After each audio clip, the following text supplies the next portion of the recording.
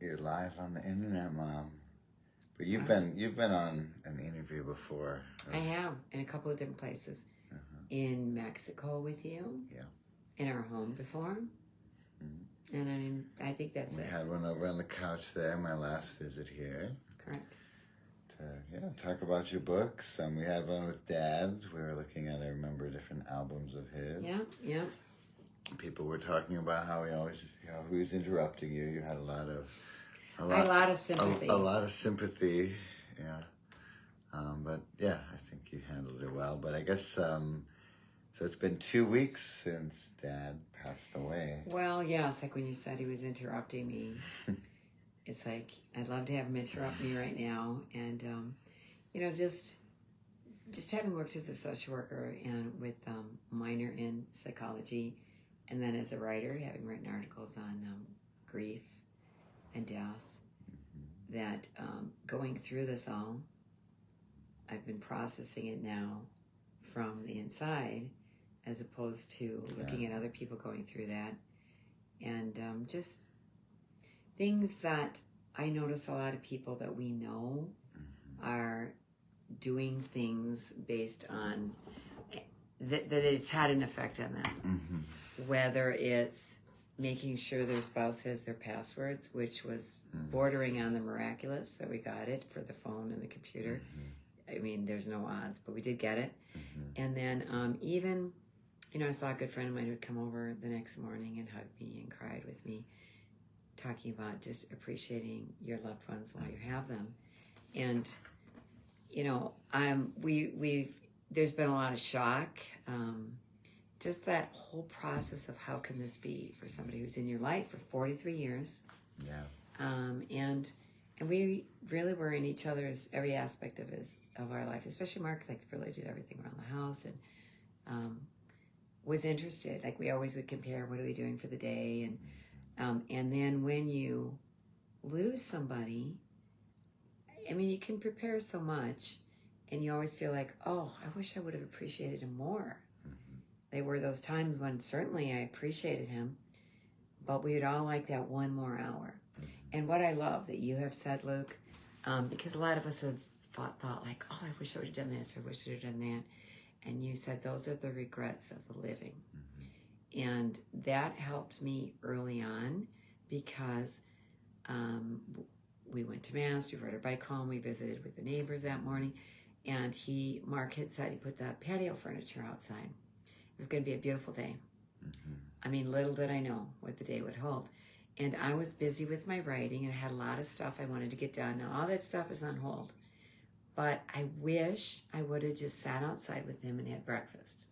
Yeah. And I thought he would have loved it. Because I guess, yeah, some of you maybe don't know the full story of it. So it was very unexpected. He was healthy. He was out skiing in the morning, looking at the northern lights on the morning he passed. 4:30 in the morning. Yeah. Sent pictures to everybody. Everyone, which was... he stayed in touch really well, but everyone got those photos that morning, so that was nice. So there was a part of me feeling so sad. Why didn't I go out that morning with him and just sit and enjoy the morning and have breakfast out there?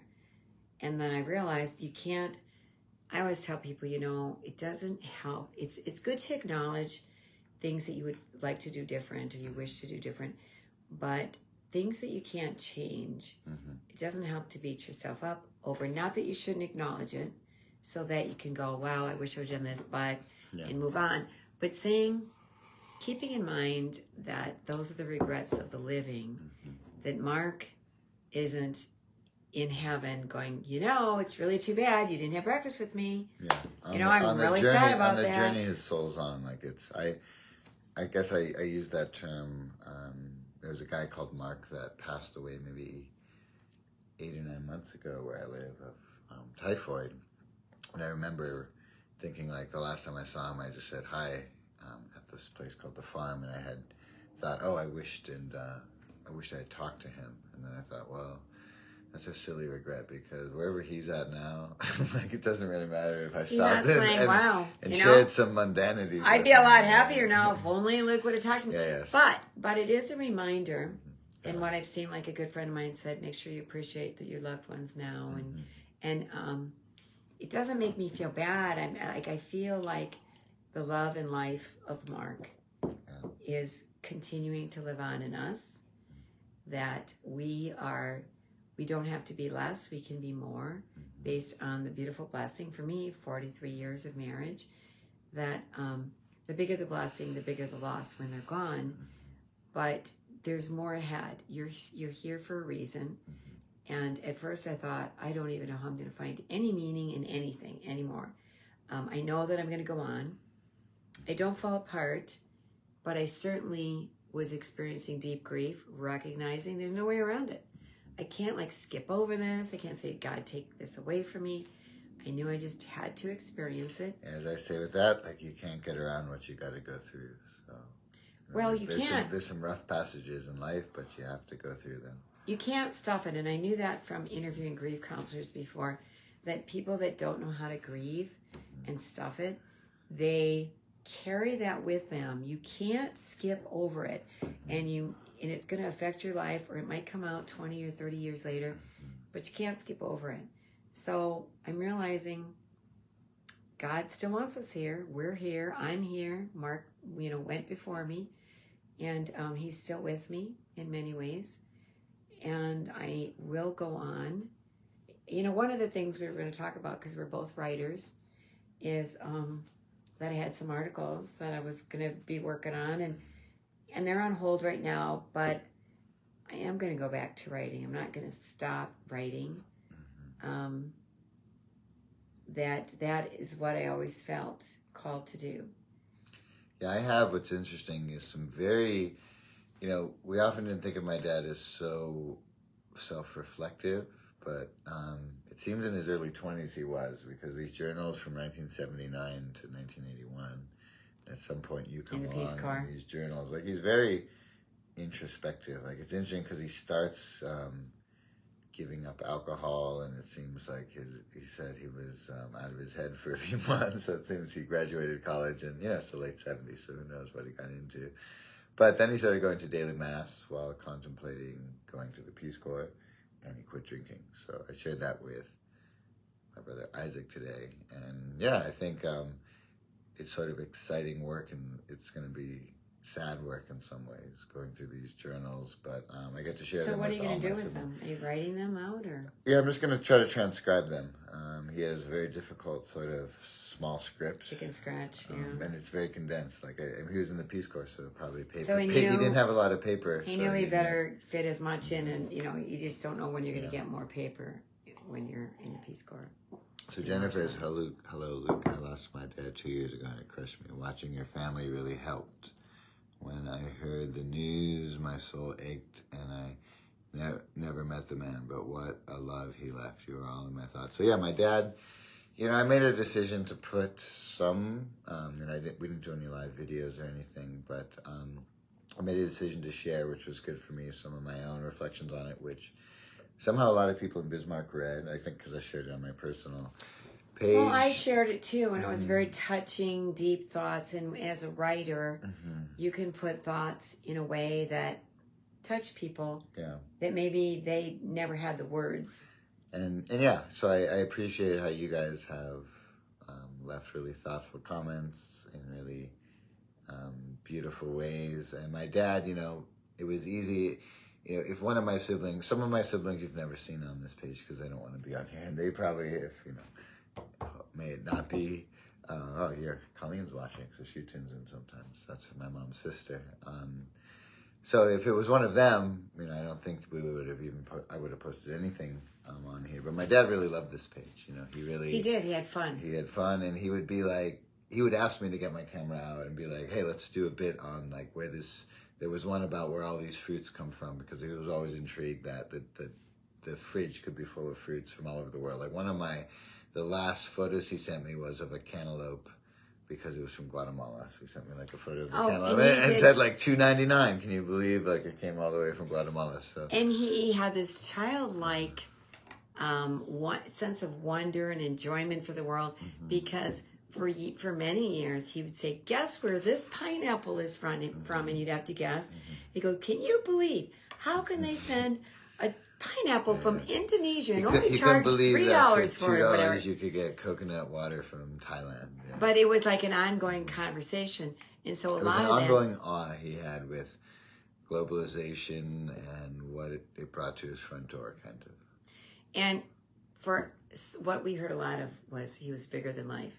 And when you're married to, or that's your dad, who is like loud and exuberant and repeating a lot of the same, excited about the same things over and over, that For you, decades. right. And so you were like, you know, I don't know, maybe even as teenagers, like, okay, dad. But it wasn't until he died. The milk rant, yeah. It wasn't until he died that you looked at it with different eyes and realized it was all part of his awesomeness, his embrace and excitement for life. And I realized there's so many of us, we're all changed by him. And I realized that I think I have a deeper appreciation for humanity, that we're all so different and we don't have to be the same. And the church was full for both his wake and his funeral, and there were 12 priests. And we realized we appreciate him to a greater degree than we did when he was alive. Now, we did appreciate him. We would tell him we loved him. There were times I'm like, Mark, I don't know what I'd do without you. Laura remembers, my dad would be amazed, and he'd be like, how many views do you have? And I'd be like, we're live, Dad. It's weird to always be asking how many viewers are watching. But, he was always a performer. And what's cool about his journals from 1979 is he's like a comedian and MC at a place called The Place. So, and he opened up for different acts, musicians, and some were fairly well known. Yeah. So, I guess putting Facebook videos online too is sort of an extension of just how we grew up, because there was always a camera. We were one of the first reality TV shows before there were reality TV shows, because this radio station had a TV attached, and they said, okay, we're going to have you and Phil. Yeah. You and Phil are going to do something in the morning called Country Morning, and Mark would often videotape our family camping or at the cabin. And there would often be videos of my mom saying, you better not post this on Country Morning. I know. Like I was generally pleasant, having fun, but he'd be like on the video, and I'd say, you're not putting this on Country Morning, are you? And then it would go on, and there would be people that said, did you watch TV this morning? And I'd say, why? And I'd be like, Mark, but I didn't freak out at him or anything. It's like, Mark, stop putting me on. And Aaron once said, people probably have this very different impression of you, that you were like, just kind of negative or I don't know, more serious than what reality was. Yeah. So, anyways, it's life changing. It's something. There's a lot of things in your life that change you, or you move into the next chapter. But for me, here's my husband of 43 years, who impacted every part of my life, and now, the first few days we were all crying and sobbing, and now it just comes at different times. Like just cleaning, getting ready. There's a lot of stuff where you just kind of feel like, I'm good, I'm moving on.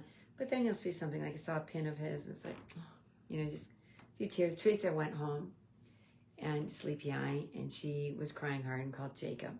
And then I talked to her later because she realized her dad's not. She came here hoping he was in surgery, thinking she would be here when he came out, and then he didn't make it.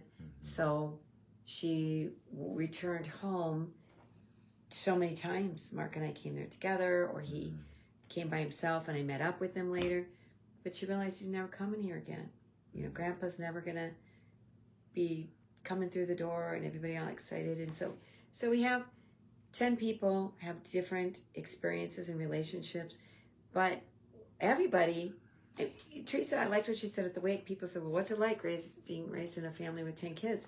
Like, do your parents even know what you're doing? And she's like, yeah, like we went to all the games, and 10 people isn't so much when you're in each other's lives year after year, and you care about one another, and you have conversations. And these people don't leave. That's the thing. Like in Africa, people who have passed on in Kenya are referred to in the present tense, and they don't leave the present tense. So I think that's a real thing. Like, he never stops being your dad. It's just that there's a certain point where he's not on Earth anymore, and that's as hard as that is. That's also the natural process. Like one thing I thought of that is nice is he never had to grieve the loss of any of his kids. Like he got to live sort of a charmed life in that sense. Like he never had to get sick, old, and die. Well, he did have a lot of he did have a lot of pain. Yeah. He did have a lot of pain, and he used to exercise hard at roller skiing or cross country skiing. And he said, it's the only time where I'm really not in pain. And the doctor said I can't hurt it anymore. And he did everything around it. And I said, I don't know what I'm gonna do without you. And if we had a snowstorm, you're gonna run out of batteries. 6 a.m. He always had batteries. 6 a.m, the place would be all shoveled, So when I pulled out to go to mass at 8 a.m, I had a clear driveway. Or, sometimes I'd be out there and we'd be shoveling together. But he just took care of everything. But yeah, he still is with us. Eye has not heard. I forget what is the scripture passage? Eye has not heard. Eye has not seen. Ear has not heard. You gotta follow the senses, and then you'll be fine. And that, a friend of mine they lost their daughter when she was in first grade. And a year later she said, if I could have Betsy back, I wouldn't want her back. And I said, how could you say that? She said she wouldn't want to come back. If she's in heaven, she wouldn't want to come back to earth. Do they miss her? Yes. And I said that in the waiting room when we realized we had lost him and we were going to, view the body in another hour and a half. And we were all crying. And I thought, I don't know how to live without Mark. I can't imagine. How am I going to manage this? But then I thought, if he's with God, he's happy. He's out of pain. And Mary, even though I used to say, I don't know how I would live without you, Mary goes, she thinks he would have a harder time being without me, because whenever I was gone on a trip, he'd have everybody come over, and she goes, he always went crazy when you were gone. And whatever, it was God's decision that Mark would go first. And, he's had such a powerful impact on our family. And I want to say one more thing. I'm talking a lot. Okay. But it's your time. She wanted to come on, too. Well, you did invite me. I didn't go. Yeah, you did invite me, and I said, sure. It's nice you are. I said, sure. Yeah. But I think without him realizing any specifics or feeling like, waking up in the morning and feeling like something was going to happen, because we were talking about possibly getting a tent trailer, and so we were going on as if tomorrow was going to happen for him. But I think he did have a sense of that his time wasn't long, because he was so focused on building memories. And he said to me once that he didn't have any memories of his grandparents. I think one died before he was born, and the other one he had seen 2 or 3 times in his childhood. But he said, I have no memories of my grandfather, so I want to fill our grandkids with as many memories for as long as I have. And then last summer, he went on this tour to see all these people, because I just want to do this one time. It was his brother's widow and his nephew and a longtime friend and another long... Portugal, which I'm so glad I went to. Oh, man, so I got his last birthday. I didn't know he only had 364 days from that point, but yeah. I only decided like 10 days before I came. My mom was in the hospital, and we thought she was the one that was going to go. He was worried that I was going to die. 5 days in a hospital in Spain for diverticulitis. And I could have, died of sepsis. It was like not a good situation. Yeah. And you were on the wrong medication. Luckily, I was hablando de español on your prescription. And I'm like, what are you taking? How long? I was like, no, that's wrong. At that time, he said, well, I asked God to give me the suffering. I would rather it be me. And I said, no, this is for me. This is part of the pilgrimage. God, I'm offering this suffering up. And like I was glad I made it out for the rest of it. And so you guys, but I said, what would I do if you were in the hospital? I don't speak Spanish. I wouldn't know how to get us back. Well, and what happened was suddenly, and the doctor said it could happen at any time. He had a tear in his aorta, and it seemed it was kind of like an unknown ticking time bomb. So we're glad that, he just woke up from a nap, and that he wasn't off on his roller skis or in the kayaks, or, last year. If he would have fallen, because he had the kayak and the kayak, he had his life jacket. He wasn't wearing it. What if that had happened and he fell in the water, or he was driving out to Colorado? There's no way he would have, or if we were even all in Michigan and we had to figure out a way to get him to the hospital. We got him to the hospital. Our priest was there. He had lacerates. He had an anointing. We all prayed with him. He was in horrible, horrible pain his last 4 hours. But it could have been so much worse. Even though it was a horrible thing and we didn't want it to happen, it was his time, and we have blessings within the great sadness. There still are blessings, and I think the people he saw, there's always more things that we wanted to do, like, oh, if he could only been just a little bit longer, just a little bit. But look at all the years he had, and his brother died at the age of 52. So Mark died he had one more day at 67. So what is that, 15 years late? He had 15 more years than his brother did. Our youngest graduated from college. 10 kids is a little bit of a span there. But I think that I focus on the blessing that we had in the years that we had him, that everybody was raised. Yeah. I wasn't left, with little kids at home. Yeah, and you got a lot of grandkids. What is it? 21 with the ones up and coming? The one due in December will be 21. And what a joy it is. And he loved being a grandpa so much. It's been very hard on the grandkids because I can't even begin to describe what an amazing grandpa he was. He was all in. Yeah. Fun, love, just such a big part of all their lives. It's been very hard for the grandkids. So my mom, as she said, is also a writer. These are some interesting books because there's characters named after me and my other siblings. So these are her Dear God books. I think they're up on your screen. Well, Luke asked me, he said, well, what do you want to talk about? You can see it up there. So we talked about, I just want to bring, the light and love of Mark. So Mark's in here too. His name is Mark. No, it right? Isn't it? No, I thought. it's just our names. The kids, you guys. I was going to change them to other names, and Aaron goes, "No, these are." I based the characters. She wrote these when we were kids about real things that happened. Some of the stories, and would read them to us when we were They're kids. Fiction, but it's based on a lot of fiction inspired by real life. And I'm in the middle of the third book, so here I had this situation where I don't know what I'm going to do. I don't know how I'm going to go on without Mark. And then little by little. That first week is just intense grief. And family, love, community, let me tell you, our community, our church community, our Bismarck, Mandan area, there's such an outpouring of love and support that carries you in everybody's prayers, that at a time when you are numb, but you're embraced by the love of others. And so I didn't even want to think about, I don't know what I'm going to do day to day.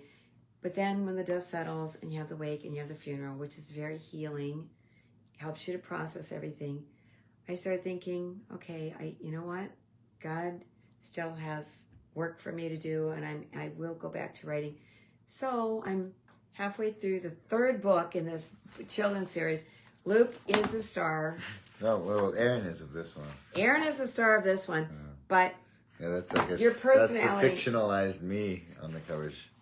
We read one of the chapters, so there's like discussion. I wouldn't read the whole it. chapter. Aaron had mixed emotions about going fishing. What does that mean? You guys can answer in the comments. Well, for kids, what does mixed emotions? How would you feel if you were in a boat that had drifted far from the shore? And what would you do? Leave it in the comments. Oh, we'll just start it. So, Luke awoke in their small rented cottage even before the sun had risen. It sounds like me. Exactly. He filled his lungs with the smells of pine, sand, and fresh air, holding it in until he could almost taste it.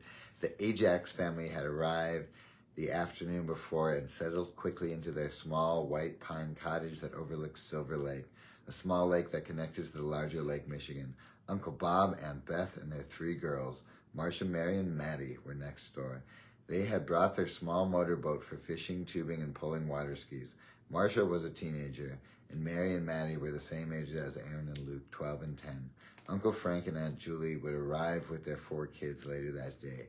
Cousins Jim and Tanya were also teenagers. Kate was 12 and Jonathan was 3. So I have to introduce these new characters, which are going to reappear in the third book. Do you ever get worried that people whose image and likeness will go after you? Oh, no, it was fun. It was fun. Like Brian's wife, Lisa, had said when she had read, I think the first book, she had fun seeing that her 2 boys' names were used in the book. I don't use characters that are bullies or causing trouble. I don't use people I know because I don't want them to be like, why did you pick me for the bad character? Sounds like someone you know. But sometimes Luke it's awoke fun. to the sound of geese overhead. What? Where am I? He wondered in that groggy state of Well, that's when wakefulness. you sit in the boat and you drift out and you wake up. Some You fall asleep. illustrations. This reminds me of my childhood. Well, Luke made That's actually based on true. that's based on true events of my childhood. If you can see that photo. So I still have that digital video. We were a little older in real life when that happened. I wasn't 10. I was more like 14. But so we would go behind the product. Well, you did that and once store with it. people. More than once, Mom. Oh wow. So it was fun. The fourth and fifth grade class at Cathedral of the Holy Spirit used these books. These were reprinted, and with new discussion questions, and I'm going to do the third book with this new publisher.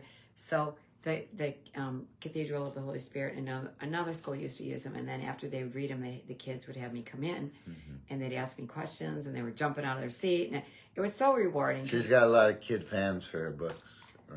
Some of them said, well, they would read them over and over, and that's why I realized, okay, I'm going to republish this. I'm going to do the third book. One said every time he reads it, it moves his heart, and I thought, oh, that's so sweet that he's reading it that many times and having that effect.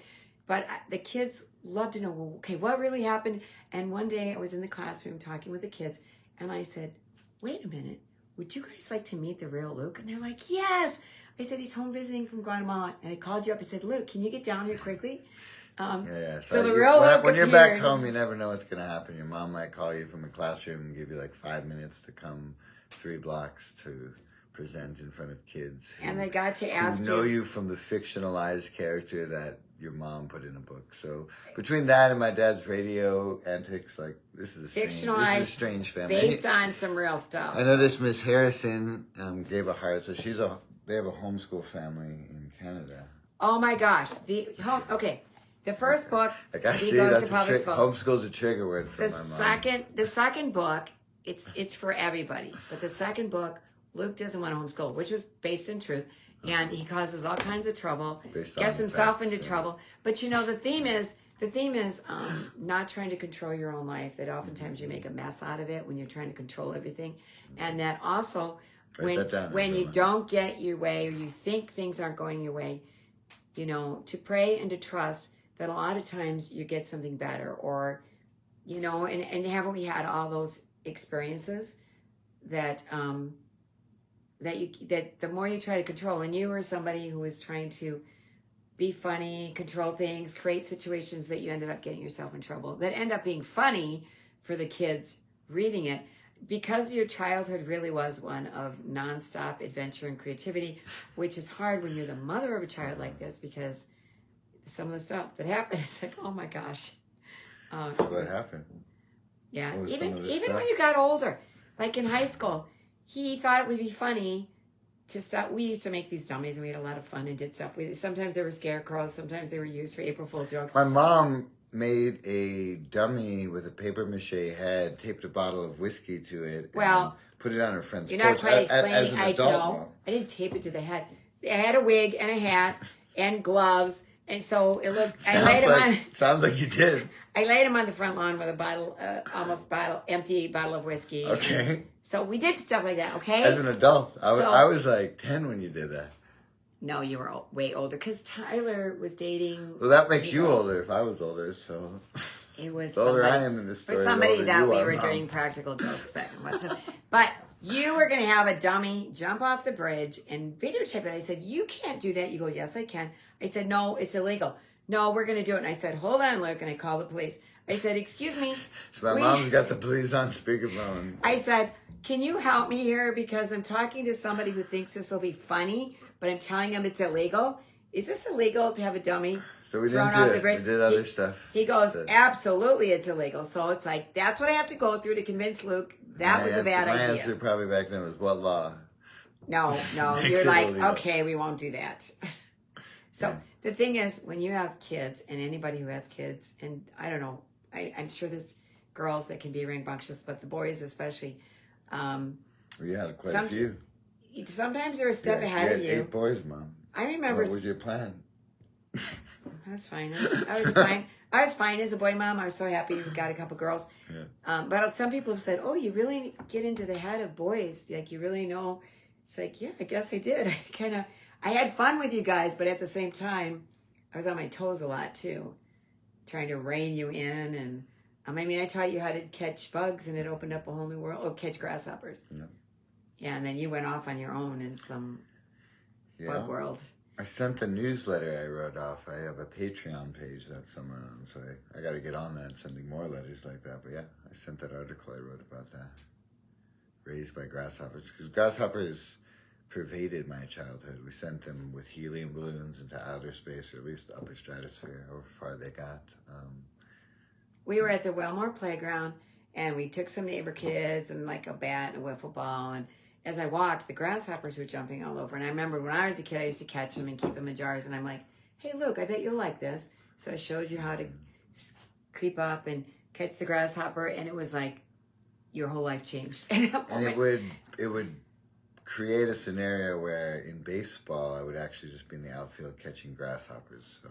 You guys were taking a bath once and your baseball uniform was on the floor. And a grasshopper crawled out of the pocket. Yeah. So yeah, that was your, and then you started getting into all insects. Those are my pocket grasshoppers. And you posted. So who says 4 boys, 1 girl here? Yep. Okay, you understand. You know, boys are fun. You understand, but imagine times. But you got to be on your toes. Yeah. Five is a lot. Yeah. So I had 8 boys and 2 girls. But at one point you had 4 boys and 1 girl. That was you had the same ones. So for anybody who's younger, everyone always said, you know, enjoy each day. And I did. I mean, they go, oh, it's going to go fast. But when you're embracing each day, loving being a mother, really enjoying your children, it still goes fast. You can't stop it from going fast because it's so hard to believe. What is the saying? The days are long, but the years are short. And it's so true because I look back and I think, wow. Line, something like that. Well, but when you hear it, it's like, yeah, you know, once you've gotten older and you've raised kids, it's so true. The days are long, but the years are short. And, you know, I mean, Luke wanted to know if I wanted to talk about this because it really is a new chapter in my life that I'm just now, the dust is settling and I can talk and see the future. Knowing, I have friends that are widows. I have a friend who lost her only 2 children and she's a grief counselor who said, reach out to me.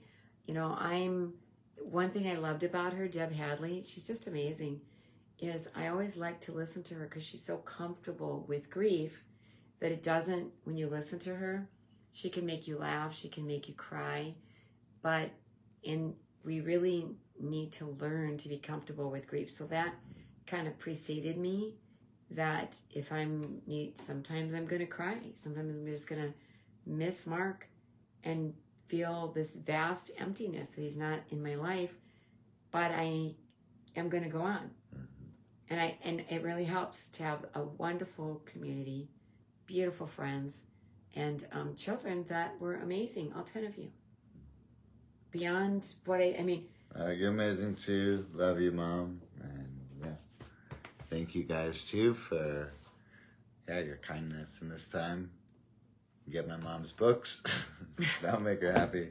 Well, I'm gonna read the 3rd one. I mean, I gotta write the 3rd one. I've got to write. I'm halfway through the 3rd one, and I just recently felt like, yeah, I'm gonna finish that book, and the story is gonna go on. My life is gonna go on, and Mark is gonna go on. He's gonna live on in the love. He didn't go anywhere that all of us don't have to follow. So it's always a confronting reminder, but it's maybe an important one. And yeah, this is my last night here. So tomorrow afternoon I fly south, but not as far as I normally go. So I'll be in Texas. If you're in Dallas, check out some postings we have below about some events. And I'll be coming back here in July, Mom, with a 32-foot RV and a tour of ragtag. Is everybody going to be with you? Mm-hmm. Okay, well, don't forget in July, Mom, they're not staying here. 9 of the 10 kids are going to be home. We got a plan. It doesn't involve your Frank Bond. And we're going to a lot of the stuff that we put aside, Mark saved. David Deneen, if you're out there, thank you. We are coming to your we're coming to your rancho. Mark saved everything, and there's so many mementos. And we have no wealth, no money, but what we have are all these treasured memories. Mark saved everything. We can't believe we have the a stuff quarter he found on the top of Huff Hills Snow ski lodge at like or his 1965. Still only worth a quarter, but his Oregon jacket, you know, 30 years. The Swiss Army knife I gave him for our first anniversary, but you know, just photos and little kids things, and so you guys are all going to take turns picking stuff out, and I thought, you know, some people want the same thing, so we have to work out different formulas, how you're going to take turns, but we don't really have anything of value. Nobody's fighting over money because there isn't any. That's good. That makes it easy. But the things, the precious mementos, his Oregon shirts and sweatshirts, and luckily I never got involved in the football game, so I'm aloof from all this Oregon football memorabilia. I'm the only, I think, sibling that never went to an Oregon football game. It did. I think I had many opportunities, so I just was like, nah. I don't even like to watch on the TV, so it's probably going to be worse. I did go to the Seahawks game, though.